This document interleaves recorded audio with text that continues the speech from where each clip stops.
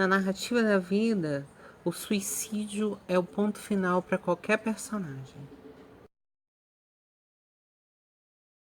Apesar de desde criança eu ter muita dificuldade em aceitar que eu estava viva, eu sempre fui uma pessoa que não pensou em suicídio.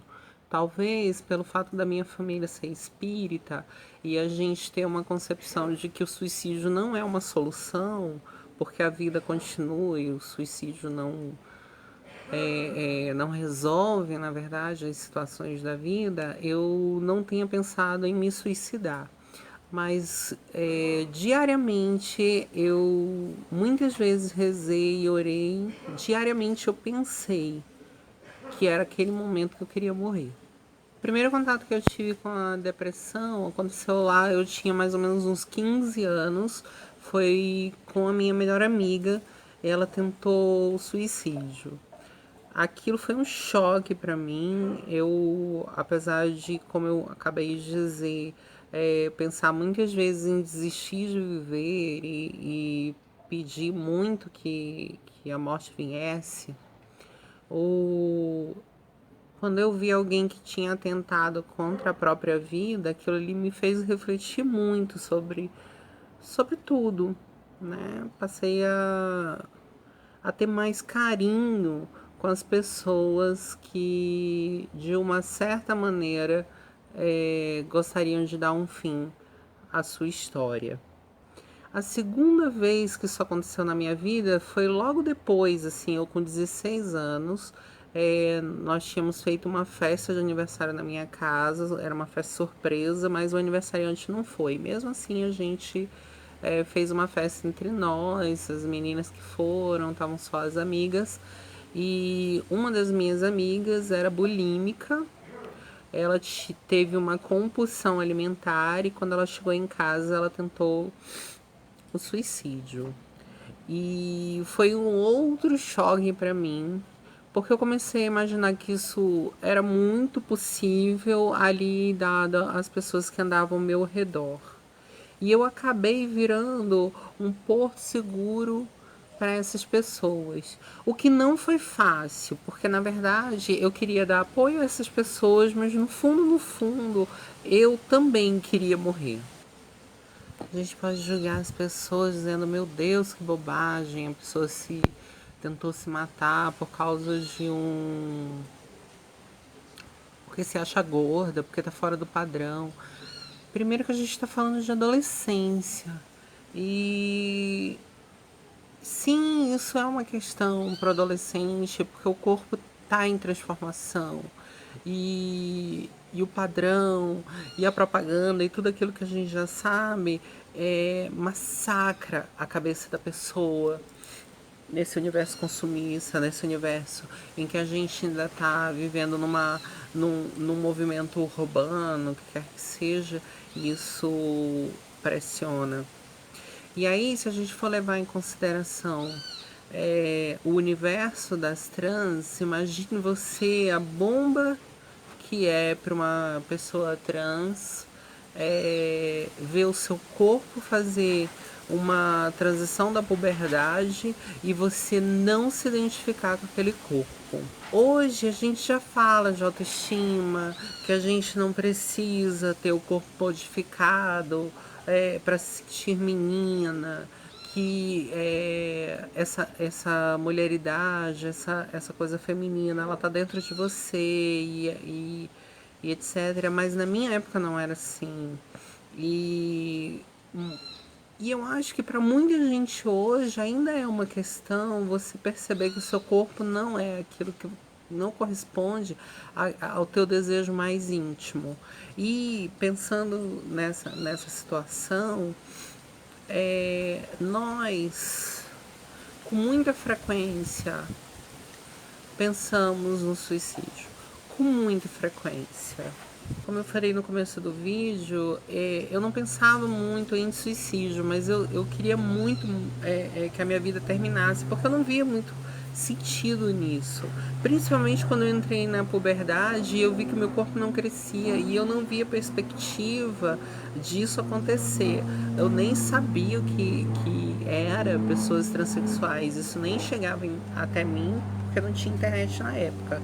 Ainda bem que tem internet hoje e que eu posso fazer um canal que eu posso conversar com outras pessoas que um dia eu fui e que hoje está me ouvindo. Quando eu realmente tentei me suicidar foi em 2000, não vou lembrar, eu tinha 19 anos, eu tinha acabado de sofrer um acidente, eu tenho marcas no braço ainda desse acidente. Aconteceu uma série de reviravoltas na minha vida. Eu era muito apaixonada por um rapaz que não dava bola pra mim, que não me correspondia.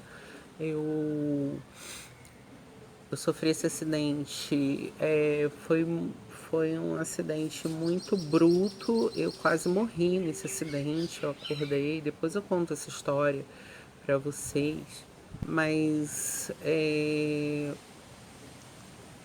quando eu voltei para casa e eu não tinha certeza de que eu ia poder mexer o meu braço, porque o osso machucou o meu nervo radial e eu fiquei sem os movimentos da mão direita, e eu sou destra e eu sou artista, eu escrevo, eu desenho, então assim, eu não tinha muita ideia.